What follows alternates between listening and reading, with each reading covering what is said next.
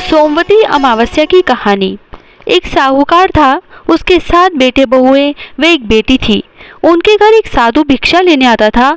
उसको सेठानी या बहुएं भिक्षा देती तो ले लेता, लेकिन बेटी भिक्षा देने आती तो नहीं लेता और कहता कि तुम अभागिन हो। वह यह सुनकर दुखी रहती और सोचती कि यह साधु मुझे अभागिन क्यों कहता है। यह सोच सोचकर वह दुबली हो गई।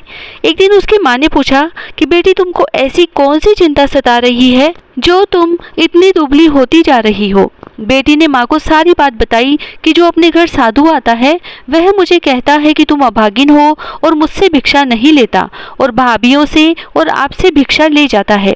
दूसरे दिन माँ बेटी दोनों भिक्षा देने गई। साधु ने बेटी से भिक्षा लेने से मना कर दिया। तो माँ ने पूछा कि ऐसी क्या बात है जो आप मेरी बेटी से भिक्षा नहीं लेते और इसको बद्दुआ देते हो। तो साधु ने कहा कि इसकी शादी होते ही ये विधवा हो जाएगी, इसीलिए मैं इसके हाथ से भिक्षा नहीं लेता। तो माँ ने पूछा कि इसका कोई तो उपाय होगा। तो साधु ने बताया कि 7 समुद्र पार एक शोभा धोबन है, वह हमेशा सोमवती अमावस्या का व्रत करती है। अगर तुम इसको वहां लेकर जाओ और वह शोभा धोबन अपने व्रत का फल बेटी को दे दे तो इसका अखंड सौभाग्य हो सकता है। इसके आधे फेरों में जवाई की मृत्यु हो जाएगी और शोभा धोबन अपने व्रत का फल देकर वापस इसके पति को जीवित करेगी, तब यह सुहागिन बनेगी, नहीं तो आधे फेरों में ही दुआगन हो जाएगी। यह सुनकर माँ दुखी हुई और सोचने लगी कि मैं कैसे शोभा धोबन को ढूंढ कर लाऊं। वह हर जगह उसे तलाशने लगी, सभी जगह 7 समुद्र जाने का रास्ता पूछती रहती थी। वह गांव-गांव, शहर-शहर में उसको ढूंढती रही। एक दिन वह जंगल में एक पीपल के वृक्ष के नीचे आराम कर रही थी। उसी पीपल के पेड़ की खोकर में गरुड़ पक्षी के बच्चे सो रहे थे। उसने छोटे बच्चों की आवाज़ सुनी तो वह बच्चों को देखकर खुश हुई। वह उनको देख रही थी। उसी समय उसी पेड़ में से एक सुसाता हुआ नाग आया और गरुड़ पक्षी के बच्चों को खाने को लपका।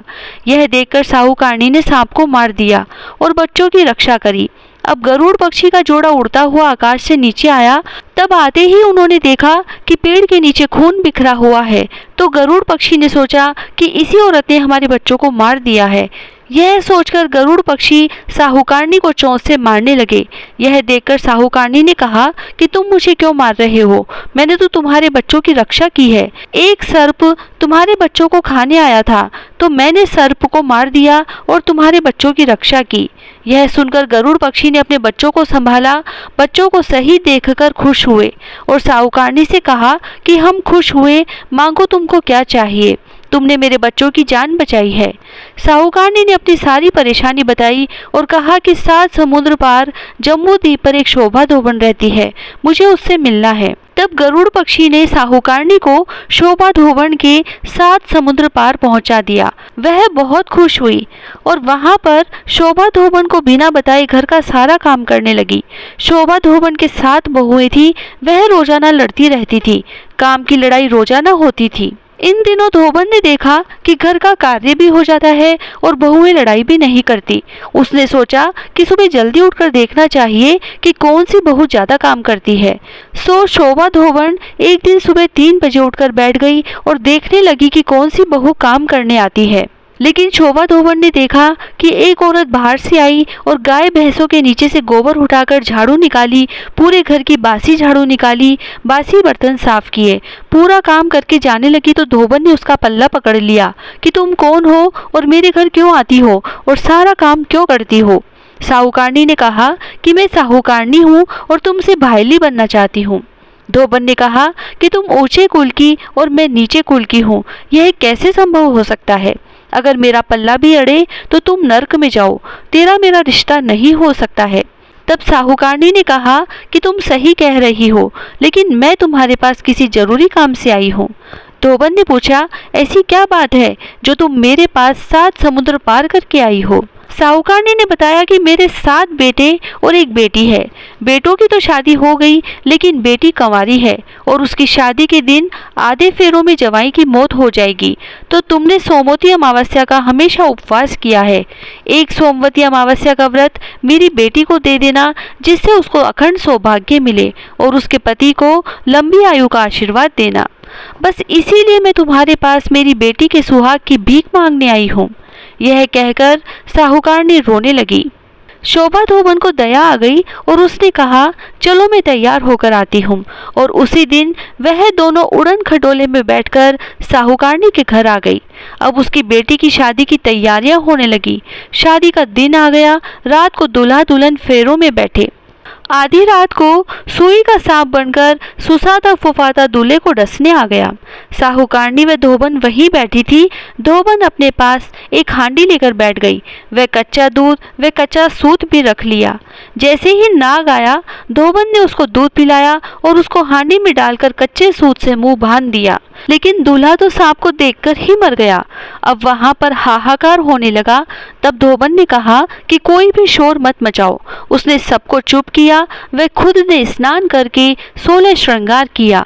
वह गंगा जल लेकर आंखें हाथ में लिए और नुआ में से मेहंदी निकाली, कोया में से काजल निकाला, मांग में से हिंगलू निकाली और टीके में से रोली निकाली और जल लेकर कहा कि हे सोमवती अमावस्या, करी तो मैंने है, लेकिन फल साहूकार की बेटी को दे रही हूँ। हे सोमवती अमावस्या, यह जीवित हो जाए व इसकी बेटी को अखंड सौभाग्यवती रखो।